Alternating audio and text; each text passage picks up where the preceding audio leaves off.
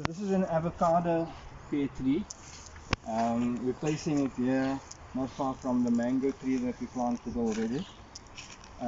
These two are sort of subtropical fruits, and although we are not exactly a subtropical climate, because of the high altitude that we are above sea level, we get a lot of frost around here, and these two plants are not conducive to frost. So we want to plant them in the sunniest spots in north facing light, close to the wall. So what happens is, in winter time, when the temperatures are lower and the light is reflecting off the wall, this area becomes 1 or 2 degrees warmer than the surrounding areas, as opposed to an area further up there which is more exposed for the cold.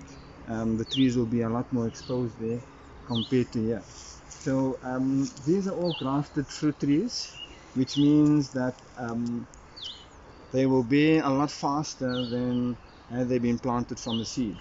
So the mango tree is a good tree to show you more about grafting. Here you'll see what's called the graft union over here. So what this means is, this part of the tree was grown from a seed. Usually mango trees take up to 10 years before they can bear fruit. So what happens when you graft a tree, you cut off the tree at this point, and you take a branch from a mature tree that's already bearing fruit and join the two together. Okay, you'll see there's some grafting tape around here. You seal it airtight, and within a month or two the tree fuses, and this branch now gets its life from the root zone and this part of the tree. So what this essentially does is, it's skipping the adolescent phase of the tree. So as a seedling, it's still a young tree, and it needs to grow through, as we humans do, into adolescence until it's a mature tree and it starts to bear fruit. So we've just now cut out that adolescent tree, and probably within 2 years this tree will start to bear fruit. This is a Tommy Atkins variety, and it's a very sweet tasting mango. And the same was done with the avo. That's also a grafted avo. And the idea between grafted fruit trees is that you just want to speed up the process, and also you want to be more in control of the type of fruit that you get from your forest. If we had to just let this grow from a seed, the fruit that we get eventually one day, we have no idea. Besides taking 10 years to wait for it, the fruit may be bitter, it may not even produce fruit at all.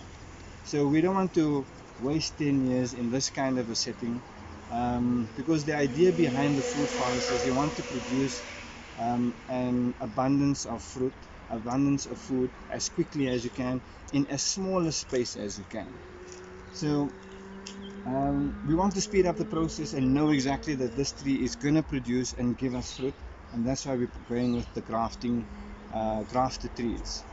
At the later stage, when this is established, we can experiment with planting seeds and growing different varieties which are unique. But for now, we want to just get the process going and get established as quickly as we can. Once the trees are in the ground, like you'll see the pomegranate over here. This is a pomegranate wonderful. It produces beautiful large red pomegranates, and it's the most commercially farmed pomegranate in South Africa, and it's export quality fruit, so it's very good quality fruits. Now you'll see that these fruit trees that we've just recently planted in the ground, once they've planted and their roots get time to establish and they've got space to spread, the trees probably will double in height up to 2 meters. This pomegranate tree is probably about 20 centimeters high. Within the next season, it can grow easily up to 1.2 meters high. And that's the difference between trees being in the ground where they enjoy to be. It's just their natural state, versus being in the pot. There's nothing wrong with being in the pot, but it's just not the natural state for the tree. Which just leads me into the next point quickly about the fruit forest and natural states. So why we call it a fruit forest is, the idea is to mimic nature. And in nature, in a forest setting, yeah, you get a dense canopy of trees. Some of them are producing fruit, some of them are good for woody material, some of them just provide shelter, some of them just grow and die off and provide nutrients to the soil. So it's nature's way of surviving and thriving. So we want to do and replicate what nature does in a more controlled setting, so that we can control the production that we get from the forest, as opposed to letting it just grow wild and perhaps we can harvest one or two fruits, who knows. But this way we've controlled what we're planting in the forest. And for now you'll see we've got a few plants stacked up, and we'll walk around to just talk about what they are. And within a season this will look very much different, and you'll already see the semblances of a forest and trees almost 2 meters high, all in this space.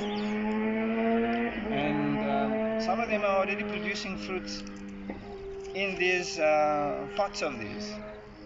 We just saw one of them today that's just got some fruits on it. We're going to see that now. Alright, let's see what else we eat.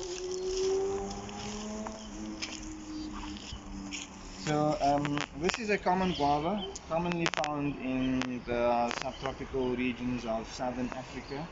It's a purple skinned guava with purple flesh. This is a Mauritian lychee, also a subtropical tree, sensitive to frost.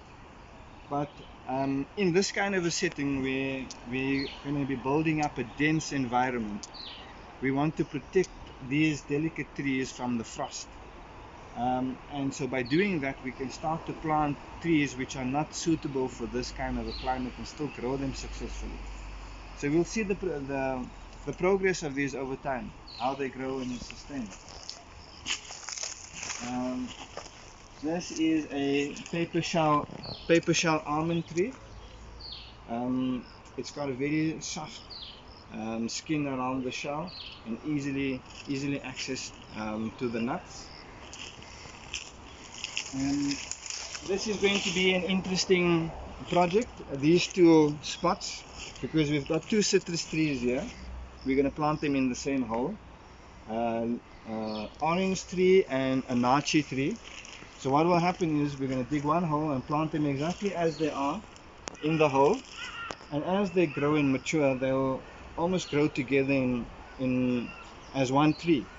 And on the one side you're going to have oranges, on the other side we're going to be harvesting nachis. So in a space which you usually would plant one tree, we now plant two trees. We could even plant a third tree, perhaps a lime tree or a grapefruit tree, and then we would have three different fruits growing in one space. So you just got to look at ways to maximize the space that you've got and try different things, which is what we're doing here as well with these stone fruit. 3 trees going to be planted in one space. This is a nectarine, and I was mentioning that it started producing fruit already. Very interesting. Also a grafted tree. This is an apricot tree and a plum tree.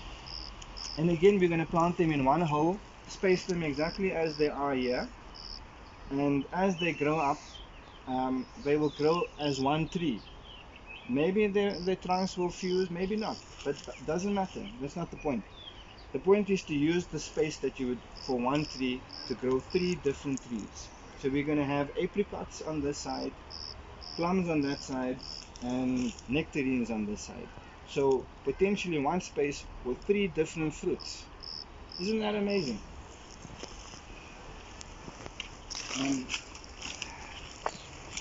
Here we've got some olive trees, 2 varieties of olive trees, the one being Corotino and the one being Frantoio.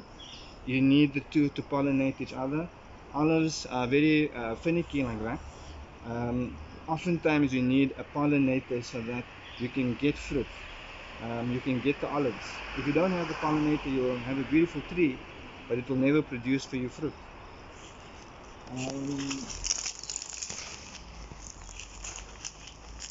At the back over there we have a pecan nut just between the banana trees, and right at the back is a mulberry. We're going to be planting out the mulberry as one of the pioneer trees in this food forest. We'll speak more about that soon.